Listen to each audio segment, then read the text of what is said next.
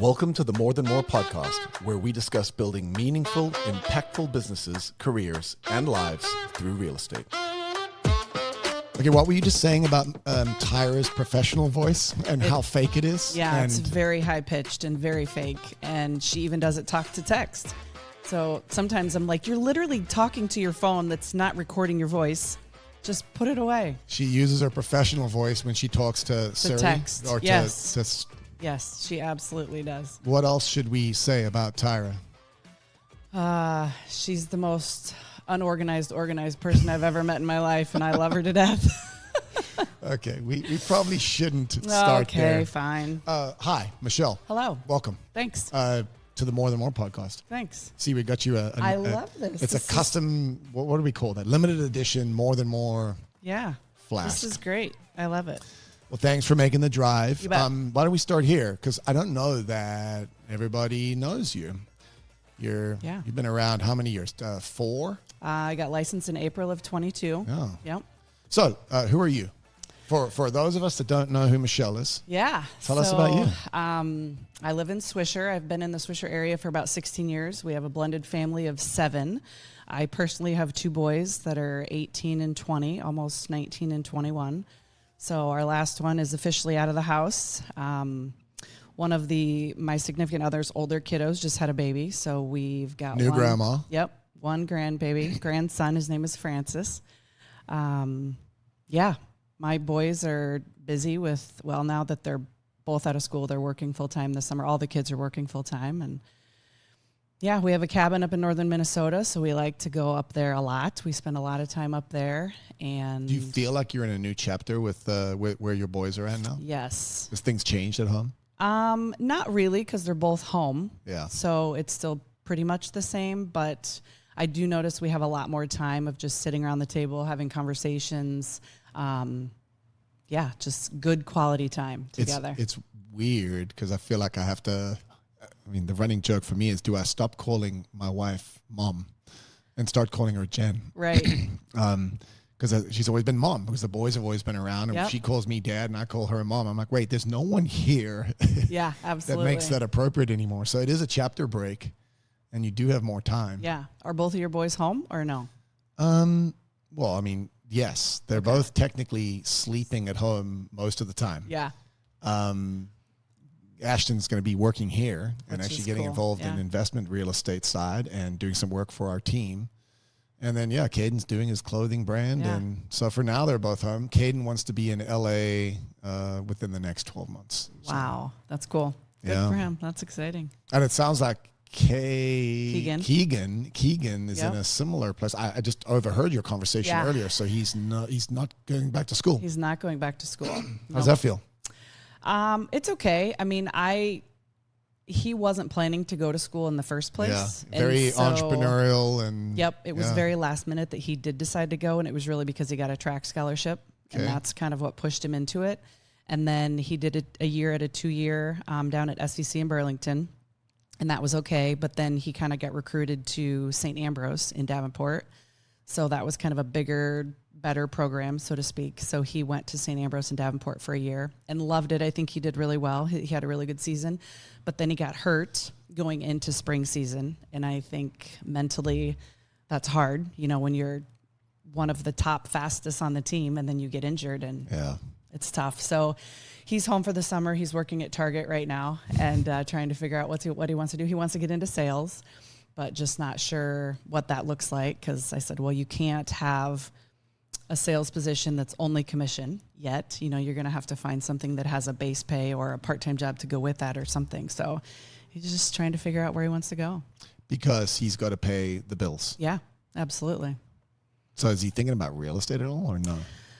Yes, but I've talked to him about it and just said, you're 20 and you don't have any experience. Who's going to trust you? And you can't afford to pay your dues because you don't have any income, so you can't pay the real estate fees.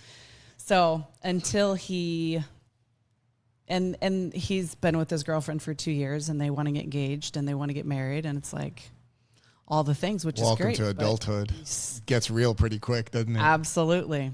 Well, that's the thing about college. You get 4 years to sort of not goof off, but goof off. Yeah. And if you're not doing that, because that's where I'm at with both my boys, all their friends are still goofing off at school, having parties and having fun and sort of going to class. Exactly. Both my boys are stepping into adulthood a lot quicker. Yeah. And I want to give them grace for that in a way, because it's like, well, you're still 18.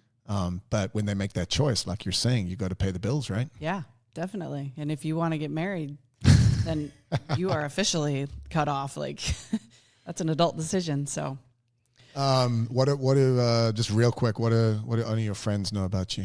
What's something any of your friends would know?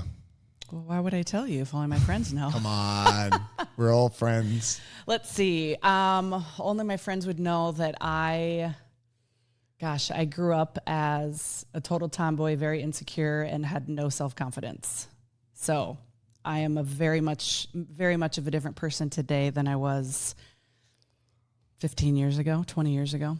What got you there? Tyra was a big part of it, actually. That's cool. Yeah. So she, it's funny how God puts people in your path for a reason and a season and all the things. And so I met her at a Mary Kay party that I had just randomly reached out to someone who was a paraprofessional at the kids' school. She knew somebody I knew. We connected. Tyra ended up coming to my house, gave me her Mary Kay spiel. And I remember this chapter. Yeah. I was searching for a group of people or women or positivity, or I was searching for something. I just didn't know what it was. And Tyra she was it. And so we met at Perkins, and her high-pitched voice, and I was like, oh my gosh, this blonde, high-pitched girl. And I had my kids with me, and long story short, she ended up knowing my kids because their dad's girlfriend babysat them. And so it was kind of a cool situation. But yeah, so she recruited me into the Mary Kay world, and I got surrounded by a lot of women, which was really weird for me because I hung out with all the boys growing up, and just the positivity and the culture and the the camaraderie and the belief and just all the things that they poured into me. And I was like, wow. Anyway, so fast forward, that was 2015. I think that Tyra and I met and started that journey. Because I think I met you at my house first. Because we were flying out to a Mary Kay conference. And you and 3 other ladies or whatever spent the night at my house or something, right? Yeah. So that was probably 2016, 2017, somewhere in there. Mm-hmm. So what was it about? I want to hear more about that. The camaraderie, but the belief word that you used there. Yeah. I mean, I've been open about the fact that I teased Tyra about Mary Kay because as a sales structure, I wasn't a believer. But what I am a believer in is the confidence that it did seem to build in a whole bunch of ladies. Absolutely. So they're doing something right. Yep. Talk me through that. What'd you learn there? What'd you take away? What are they doing right? It's interesting because typically when you have a lot of women in one place, there's a lot of drama, right? Like every other workplace I've ever been in where there's been a lot of females is just pure drama. I mean, I'll take your word for it. Well, it is. And so with that culture, it was just a different group, a different mindset. Like everyone was there to cheer each other on. It was a competition, but it was a healthy competition. And it was, she believed that she saw something in me that I didn't see. And all these other women supposedly saw it in me too. And I never really saw it. What was it? Just that I could be successful and I could do whatever I put my mind to doing. But I had never experienced it. So I didn't have that self-confidence. And so through that, it was just the common denominator of, I believe in you, you can do this, just the positive affirmations all the time, which is weird in a group of thousands and thousands of women. It's very unique. Yeah. Are you still involved at all? I still have a website that people can still order. I still have a handful of people that will, order every once in a while, and I still get paid on their orders, but I don't seek it out by any means. And I don't hold parties or anything like that, but yeah. So if that was such a meaningful chapter, what What prompted the transition from that into real estate? So COVID actually is kind of where it ended. So I had promoted, I was in leadership. So I was a director and I'd earned a couple free cars. Like the pink ones? Not the pink ones. I didn't earn the pink one. Those are slightly bigger. Did Tara get a pink one, right? She did. Yep. She had a couple of them. I think one time she may have taken the cash option instead. Because for me, that'd be a disincentive. I don't want to have to drive a pink Cadillac. Yeah, everybody knows who you are when you're driving a pink Cadillac, that's for sure. Which, I mean, some people love it, some people hate it. But so I had earned a couple cars, was in leadership, I had a team, which was fine, but I'm more of a team player. I don't necessarily want to be the leader of the team. And I learned that about me. I love the teamwork, I love the team effort, but I don't want the responsibility of being the team lead. So then when COVID came, everything went virtual. And I thought, well, I was kind of getting burnt out on it anyway. I'm like, I definitely don't want to do this virtually and have to, do everything Zoom. So I just basically resigned my leadership position and didn't really know what I was going to do. So then we were building, so our church in Coralville was getting ready to launch a new campus, and this was going into COVID. So we were having meetings to launch this new site, and I was going to these meetings to help out, whatever. Well, there was a woman there that I had seen. She was a younger gal, but I had seen her. She had a little kid, and I'm drawn to small children. I don't know. I love them. And so she just was sitting by herself, so I was just having conversation with her, and I thought, you know what? I'm just going to invite her to get together, do a facial or something, and just get to know her a little bit. So I did, but in the meantime, she actually recruited me to go sell roofs, which is crazy in and of itself. But she had been in this roofing industry for a while, and there was good money to be made in roofing. And so she said, you should come and work with me. So I said, okay, sure, let's do it. So I started then in March of 2020, I started selling roofs. I went through all the training, memorized everything that I had to memorize. I was like the top of the class. There was 3 other women and then a bunch of dudes. And in the roofing industry, you can just imagine what the dudes are like in the roofing industry. But it sounds like you had a comfort level with that. I did, because it was familiar to me. So that was mid-March, and then the world shut down. So then we did some training on Zoom, but then April there was a huge hailstorm in Cedar Rapids. And so everybody had to pivot and learn the insurance. You had to learn insurance real fast. So that's what we did. And so April, there was a huge hailstorm. So basically it was just like we were going out taking orders for roofs. And I had my roofing boots and I had my Dickies pants and I was on the roofs and I was checking for hail damage, and it was ridiculous. But I had done well enough that they gave me a company truck. So I was selling roofs. So then that was April. July, there was another huge hailstorm. So it was the same thing. It was just nonstop. And then derecho came in August. So for about a year and a half, I was just selling roofs like it was what I was born to do. It was crazy. And then Tyra finds you and says, hey, what are you doing, silly? Yep, basically. And she had been trying to recruit me for real estate for years. This was when she was still with her dad. Yes. So I don't know when she joined us. When did Tyra join us? October of 21. So right after that, she starts pestering you and says, hey, come on. And I had told her, because she tried to recruit me when she was with her dad. And I said, no way. I saw the way she ran around. Crazy. Like, because she didn't have a transaction coordinator. So she did all the things. Yeah. So I said, I can't do that. That's just too much for me. And I had always had the thought that real estate was just very, what's the word I'm looking for? Aggressive sales. Transactional. And people were mean. Realtors are mean. And like, that's just not going to work for me. So then once she transferred to C21, obviously I had talked to her, and she promised me that she would never ask me about real estate ever again. And I had been watching her on social media, like just talking to her about, signature and all the things. So one day I said, hey, can we go for coffee and just chat? She's like, I just want to talk to you about real estate. And I had brought it to her, and she was like, what? And so Kyle's like, ask her if she's going to join. She said, no, I told her I would never ask her again. So we sat down at Perkins again, same Perkins we had sat at for Mary Kay the years before. And I said, okay, what's different? Why the switch and what has changed? Because why would you leave your dad's company to come here where you're not going to take over the company? You know, it was just, there had to be a reason, and I wanted to know what it was. So then once she started to tell me everything that you guys had to offer, I thought, okay, people before sales, that's something that I can get behind, because I love people and I love helping people. But you believed it? I did. Because it was her? Because it was her. Absolutely. Yeah. Yep. So I said, I really think that this is what I want to do. Like, I really think I want to give this a try. And of course you can imagine the excitement. She was over the top. Yeah. Well, it's fun for her. I mean, she'd been chasing you for a while, and she got to, I mean, she obviously wanted to work around you from before, right? Yep, and so for sure. So I'm interested then, you're crushing it. We'll talk about your production and what's working, what's not, but you've done a couple different sales worlds then.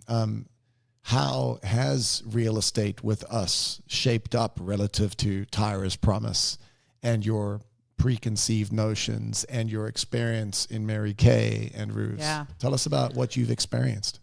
I think that my experience with Mary Kay, because that was all about the people, you know, and loving on the people and taking care of the people. And so I think that was a foundation of my real estate career.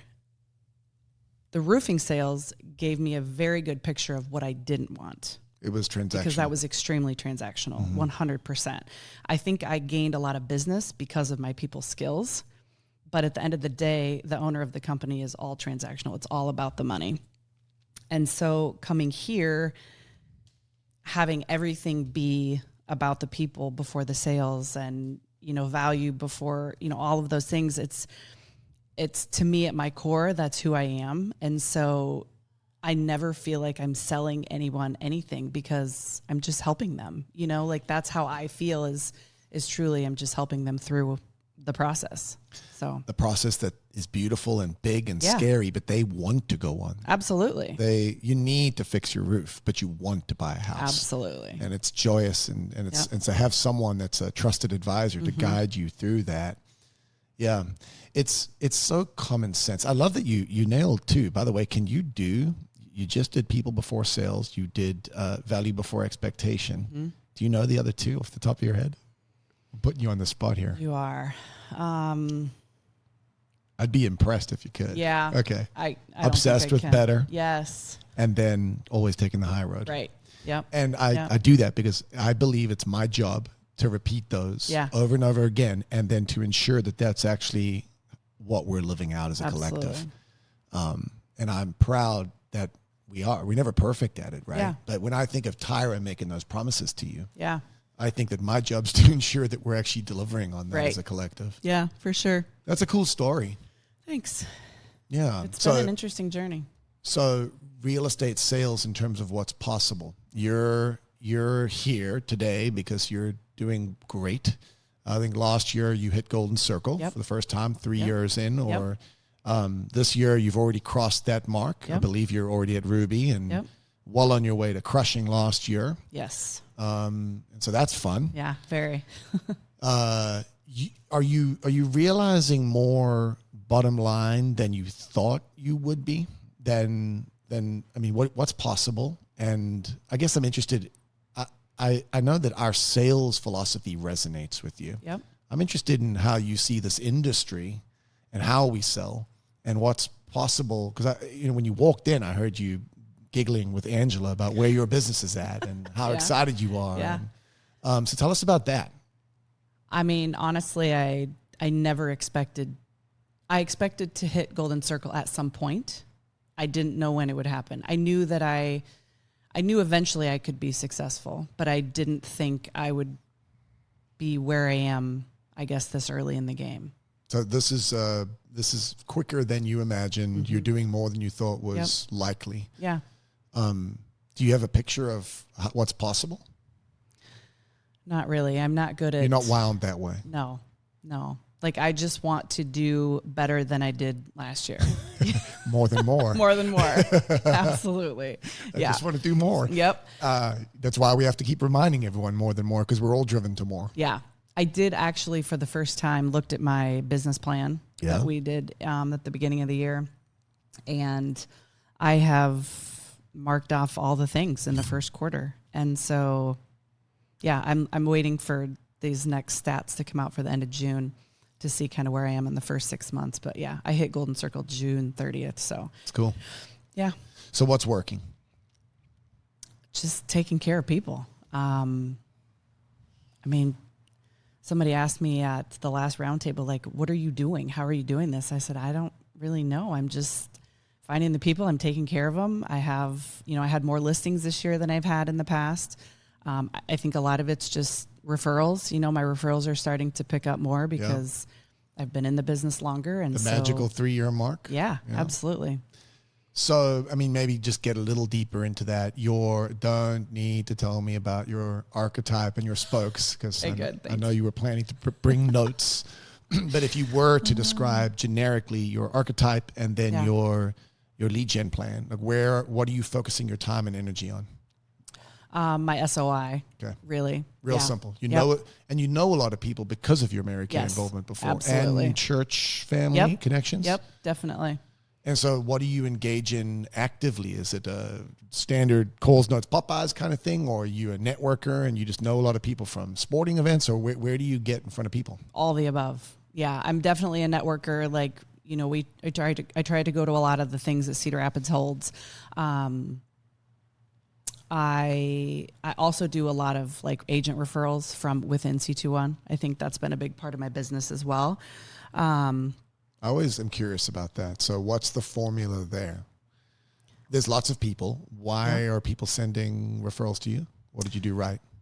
I think just making it a point to meet people at roundtables and the Office Olympics, like just going out of my way to introduce myself to people in other markets. So profound. Yeah. To me, I can make friends anywhere I go and nobody's a stranger. So it's just, I don't know. I love people. I like making new friends, and especially within our company walls.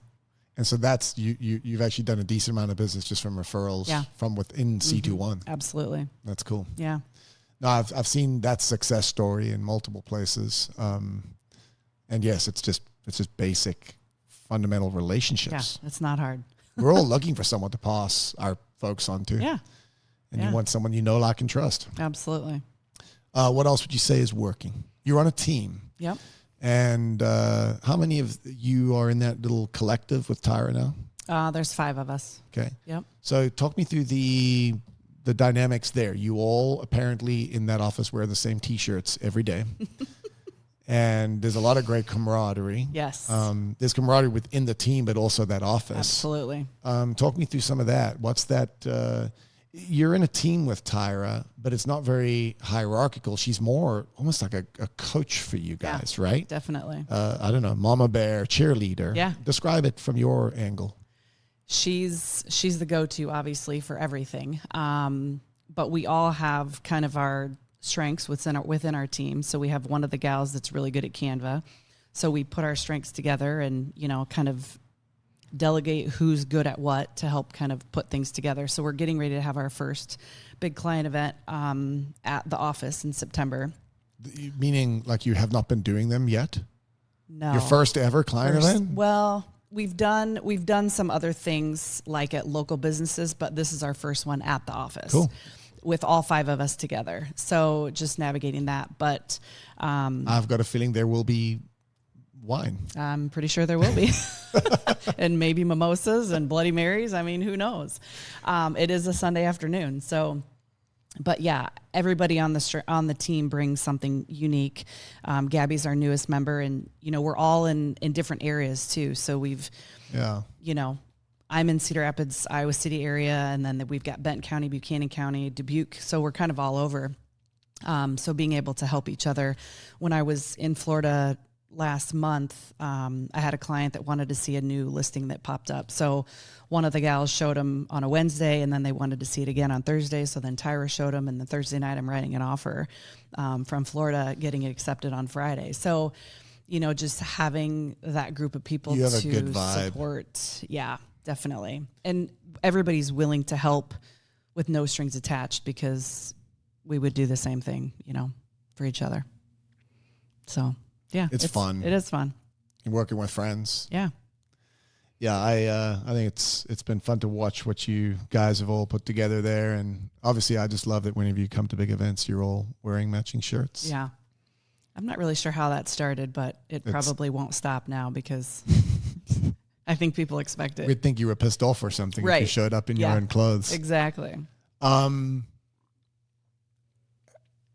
like the simplicity of your answers. I want to put words to it though. What you're saying, you're doing nothing remarkably complex. Yeah. You're getting in front of people, and it's just naturally working. Mm-hmm. You said treating people right, taking good care of them. Is there any secret sauce there? I would say, communication. So Okay. I've had multiple clients tell me, we felt like we were your only client. Yeah, I love that phrase. And to me, that's a huge compliment because that's how I want all of them to feel, obviously. So I try not to, I try not to respond immediately so that they don't think that I don't have anything else to do. But I also, respond in a very timely fashion and, do what I say I'm going to do and get it done for them. So, yeah. So many of these conversations end up right here where it's like, wait, it's that simple. Yeah. I get in these debates. Debates is the wrong thing. I get on a podium sometimes, a soapbox, with other brokers around the nation. Mm-hmm. And they ask us about our per person productivity and how we're doing what we're doing, because our metrics simply outperform our colleagues at our scale around the nation. And they want some secret answer. And I'm constantly just trying to say, no, it's really, really simple. We have a different idea. Yeah. And if you understand the idea of focusing more of your energy on actually creating value for the people you're presently serving, mm-hmm. rather than spending all your time on trying to get more people. This is true for recruiting agents. So at the brokerage level, brokers are too busy recruiting and not focused enough on caring for the agents they have. And then the exact same message is true for agents. We're so busy generating leads rather than creating a remarkable client experience. Right. Which if you do, it produces all the leads you need. Absolutely. And I feel like the more I explain this to people, I get these blank stares. And the last time I had this conversation, actually with the leadership at Century 21, the answer I got was, well, I get it. That makes sense. I believe that's true. But who has 10 to 15 years to invest into that to get to that point? I'm like, well, number one, it doesn't have to take 10 to 15 years. No, definitely not. And number two, when's the best time to plant an oak tree? And the answer is 20 years ago, sure, but the second best time's today. Wow. Yeah. So I just think everyone's stuck in a transactional problem, mm-hmm. and they need to focus all their time on recruiting for brokers or bad transactional lead generation, because yesterday they weren't creating remarkable client experiences, and they were just trying to push things through the sales funnel. I don't know why I think what I'm trying to say is, to me, nothing could be more obvious, nothing could be more simple, and nothing could be more clear in terms of what you should focus on. Right. Sometimes I think, as I talk to someone like you, that the problem is the simplicity of that message. It almost seems too good to be true, but it also feels like it's what you were looking for. Absolutely. It's what you believed from the beginning. Definitely. You have a response to all that? I think with the world that we live in today, everyone is trying to sell someone something.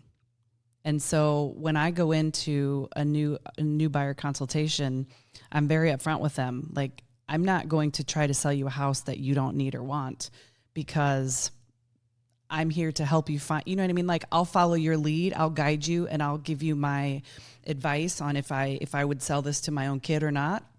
I'll be very transparent with you. But I'm not going to be the person that's, going to tell you to buy something if I don't think it's in your best interest. And I think when a lot of people hear that, they're relieved, because we're in a culture of roof sales. Yeah, right. You got to buy this. Well, this is what you said you needed, and this marks all the boxes, but maybe it's just not the right house, or maybe it's not the right time, or I really just try to follow their lead. And which takes me back to your conversation with Tyra the second round, when you're like, what's changed? Yeah. And you trusted her. You trusted her when she said, no, this is different. It's people first. Because, I think when you said that, I was like, why'd you believe her? I just feel like it's the same story. Yep. It's the same story if you actually put people first. Because I think a lot of salespeople would say the script of what you just said. Oh, no, I'll only show you things you really want to see, and I'm not going to force you to buy anything. And, right. But underneath the facade, the truth is they're so desperate to sell something that they don't actually deliver what they promised. Yeah. And I think what everyone's looking for is someone they can trust. And we're actually happy to pay a premium for it. Absolutely. We just need to know, we use Trusted Advisor. We're looking for someone we can actually trust that truly has our best interests at heart, and would guide us. And they would say, hey, you know what? I just think now's a bad time for you to buy, period. Right. But I think we've all been burned so much in transactional sales throughout the years that it's really hard to believe that people even are sincere when they say that. Absolutely. So that's why so much of it's got to do with the proof being in the pudding. You got to deliver this. Absolutely. Because when it comes from a trusted advisor and they say, and Tyra says, hey, I promise you this is different, you believed her. Yep. And I think that's what we're looking for from our clients. Does that all make sense? Yeah, absolutely. Yeah. It's so simple. It's so beautiful, but it takes time, not 10 to 15 years. Right. Definitely not. I mean, you're 4 years in and you're starting to see quite a bit of referral business. What would you say your ratio? Do you have ratios on that? No, I mean, not this was the specifics. notes you would have brought. Yeah, it absolutely is. Well, I love it. I love what you're doing. Real quick, I wanted to ask, you and I had a conversation, I think at the last Golden Circle about investment properties, because that was one of the topics. And I think you just looked me in the eye and said, I need to buy more investment properties. To my knowledge, a little bird whispered in my ear that you've picked up a couple since then, and maybe 3 this year. Is that right? We just closed on our 5th one, the end of June. 5th this year? 5th this year. Okay, hold on. So that's like turn on the faucet sort of thing. Yeah. So talk us through that. What's the plan? What's the big idea? How are you handling it? So it all started with Tyra again, right? She's been doing a bunch. Because they've had rental properties for a long time, and Cedar Rapids is building these data centers, and there's lack of housing. So you guys are doing short-ish term rentals. Yeah. Yep. 3-month minimum. And then usually they're about 6 months, but we've got 5 townhouses, and 2 of which we had, one of which was, they were all data center people. But 2 of which now are actually Colonels baseball players, because they come to Cedar Rapids to play every season and they needed housing, and they found us on Furnished Finders. So 2 of our 5 units are actually Colonels baseball. Are they longer term lease structures? They're not. They're still 6 months. Interesting. Yeah. So the trade-off here, a little more work, a little more effort to have to turn these over potentially more frequently. Yep. But the upside is you're getting a higher rent number every month. Yeah, absolutely. And these are cash flowing super well. Yes. So when you're buying these, if you don't mind me asking some questions, one, how much are you putting in up front? 20. And then that's sufficient for good cash flow? Yeah. Who's managing them? Lauren is doing like all the books of everything. I do all the phone calls. So you're handling the people, the leases, Yep. And he's doing the books. Yep, exactly. That's great. Yeah, he's the manager. I'm not the manager. I'm the doer. You know, on the widget thing that you guys did a podcast on, I'm not the manager. I'm whatever the doer is. But so I do all the people, the leases, order all the furnishings, and then he hangs the big stuff and does those things. But these properties are easily convertible to long-term leases if this data center thing changed? Yeah, absolutely. Yep. And so is there a long-term game here, or is it similar to everything else where it's just the next thing is, how many do you want? Is there a cap here or? Well, he would like to do another one yet this year. And I'm kind of like, hold on, because 2 of our leases end the end of September. So we're going to have to refill them, early October. You don't want to be sitting with 5 of them open at any one point. Right. Yeah. So I think we've got a pretty good rhythm that, they'll all be full pretty much at the same time. We'll start marketing these 2 that'll come open early October, in the next month or so to try to get people in. But there's still a very high demand for the data center guys. Cool. So it is cool. Yeah, it's a very unique opportunity you guys have there. I'm teaching a class actually in a week. Yeah. Similar to the spreadsheet that I showed you guys at the Golden Circle event. Yep. but maybe digging into the fundamentals of, the levers of investing. Mm-hmm. I've put all of our numbers into the spreadsheet. Really? Yeah. And Good. Everything is worked out and played out. I mean, it's really cool. That's a great little resource. We're tweaking it. We found actually a couple of things in the KPIs at the bottom that were off. Okay. So when the new one comes out, plug it into there. So Keegan looked at it because, his mind works that way. Yeah. So he was like, so what are the formulas? Can you see the formulas in here? And so he was clicking around on it and found all the back end formulas to create how all the numbers were produced or whatever. That's cool. So yeah, it was neat. Yeah. So just for reference, Keegan and I think you were the one that solicited it, but you said, hey, would you mind meeting with him? Because he had all these real estate related entrepreneurial ideas. Yep. So yep. we got together and I think ate lunch upstairs. Yeah. Told you weren't invited. Yep, exactly. And this was what, 2 years ago? Probably. Yeah, I think he was maybe a senior in high school. Yeah. That was cool. Yeah. That was a fun conversation. He aspires to be like you. That's what he told me. Parts of me. No, that's super cool. But that's actually a passion of mine. I don't know how I pulled this off, but what I would love to find is a space. Jen and I met doing youth group. Okay. And we had all this impact in these 16, 17, 18-year-old kids' lives. Yeah. And then I did, college stuff as well. But that group of people, 18 through 24, I just feel like it's such an impressionable period of time. I don't want to help 12-year-olds figure out how to wipe their boogers. No. But I love the idea of helping 20-year-olds that are entrepreneurially minded. Yep. So I don't know how to find that space, but if I could fill a passion in my world, it would be finding young, impressionable minds that think like entrepreneurs. They're not wound for the normal system. Right. They're rugged individuals. Absolutely. And helping them set a better course. Tell Keegan he helped inspire me towards that. Okay, I will. What's yours? I asked you earlier what your passion was. One of the ways I'm asking this question to people is actually, what's your van? Have you heard me say that? Yeah. So what's your van? I mean, what are you working towards? Such a hard question to answer. I would like to travel more. I don't know. We've started doing trips with the kids as opposed to Christmas gifts and birthday gifts and all those things, cool. Just to try to do more things.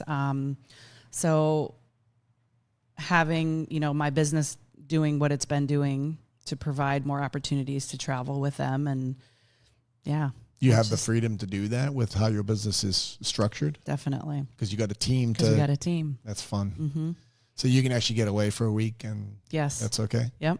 Yeah. I was gone over the 4th. I was gone for a week and then we're leaving next week again. So living the dream. Yeah. Tyra's on vacation this week. So in the beginning, they always made fun of me saying I was always on vacation. So on one of my roundtable shirts, it said on vacation.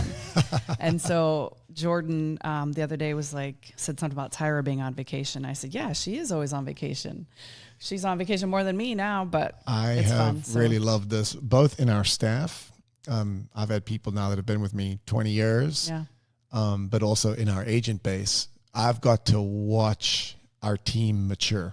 Mm-hmm. I've got to watch people's careers grow and expand, and I've watched them make smart decisions and invest, and I've got to watch people's businesses grow, right? Right. And so the number of people that I don't know, I'd call it's like the 4 freedoms, right? They're living freedom of time, freedom of money, freedom of relationship, and freedom of purpose. The number of people that I'm seeing have more time and capacity and choosing who they work with and being able to give back in various ways because they've built the business well. Right. That's a great source of pride for me because I want that for me. I want freedom of time, money, relationship, and purpose, but I really want it for everybody else too. And so it's so cool to see that such a simple idea, take care of people, provide a great client experience, easy to do, easy not to do, but it's such a simple formula and yet it can produce a really, really great outcome. I think it sounds like you're beyond where you thought you were going to be 4 years in. I think the ceiling, to answer the question I asked you earlier for you, is very, very high, right? Yeah. You can just keep building it. Yeah. And there's limitations and it's hard work, but man, there's just so much that's available. I love that you guys are out investing now more. Yeah. How fun it's a little is scary, that? but I mean, it'll be interesting to see what happens. And my 2 boys are part business owners. So we brought them in In as the partners. properties? So they're Super cool. partners as well. Did they have to chip in for Yep. that? Yeah. or- Yep. They financed their way in, and Nice. yeah. They're small percentages, but we just wanted to have them, Well, have the something mindset, to yeah. have some skin in the game. And so, yeah, Good for you. it's fun. Maybe one day they'll manage them, or I think someday they probably would. Yeah. Because my younger son, he would like to get into lawn care, landscaping, he's business minded as well. So I think eventually. what'd you do to ruin your kids that they're so entrepreneurial? Because mine are similar. I know that I was intentional about it. Did you guys, is this just innate in their bloodstream? Or did you guys have the way your world was organized created more entrepreneurial thinking in them? How'd you get here? Yeah. So I didn't grow up in an entrepreneurial house, and neither did their dad. So it was foreign to me too until Lauren and I got together, and he had some rental properties, and then he has storage units. And so he's really, the leader of all of this. So yeah. And you can take a business class, or you can sit down with him for an hour and learn so much. It's amazing. Or come into a round table. That's why I think you don't have to go to college to learn all this information. You just have to find people that have been through it, that know, 100%. that can guide you in the right direction. There's so College much might be the wisdom. worst place to learn it. Yeah. There's so much wisdom. You just have to find the right people and, to get the right information. So. I couldn't agree more. That's why I want to do what I was saying earlier. Yeah. I think it's such a gift to have learned from people before me, and to package it and then to find a way to pass it on to people that are willing to hear and wanting to learn. But I feel your nervousness to some extent. It's hard. It's scary taking those risks entrepreneurially. It's scary having kids that are going into a more entrepreneurial space. But I think that the scariest thing is just to be following the crowd, especially in the environment that we're in today. The world's about to change pretty drastically. I agree. And I think the skills that need to be learned are the entrepreneurial human skills. Yeah. So, and that's what Keegan always says too. I just feel like I'm wired differently. I don't feel like I'm, an 8 to 5, kind of a person. There's something different. I know there is. I just trying to figure out what that is. So cool. It'll be exciting to see what happens with them. Well, it's really fun to see where you're at. I love that you're flourishing in your business. I love that you listened to Tyra. Yeah. I actually also love that Tyra listened to me, because I had to work to get her here first. Right. Yeah. And she had to trust me first. Absolutely. I don't know why she did. It's clearly not because of my interaction with her as a family member. I've heard stories. Yeah. No, it's wonderful. I love what we're doing. I love where you're at. If you have any advice to 4 years ago, Michelle, or the next group of newbies that are working their way through, what's your parting words of wisdom? Take care of your people. Don't pressure them into doing what they're not ready to do or comfortable doing. Guide them and help them see that, if it is right for them, it's great, and just lead them along the way. Simple. Yeah. Love it. Not rocket science. Well, congratulations. I'm excited to see where your ends. Yeah, I know too. you're Thank on a you. trajectory here, and I guess I'll next time we talk, you'll be a real estate tycoon, and you're going to be in that category of. Did you see this new legislation that just got passed, where I think it's over 350 houses you're no longer allowed to buy. Really? No, I haven't seen this. It's not a moratorium, but it's a limitation on corporate buying of single family residences. Interesting. To try and fix the inventory problem. Sure. But I don't know that it's actually on track, because you and me are actually more the problem than corporations. Yeah. I don't think it's corporations buying all the houses. It's us. Yeah, absolutely. Because we recognize what a wonderful opportunity that is long term. So keep it up. Okay. Thanks for all your wisdom and insight today. Absolutely. My pleasure. Thank you. Thank you for joining us today. For more episodes, resources, and show notes, head to morethanmorepodcast.com.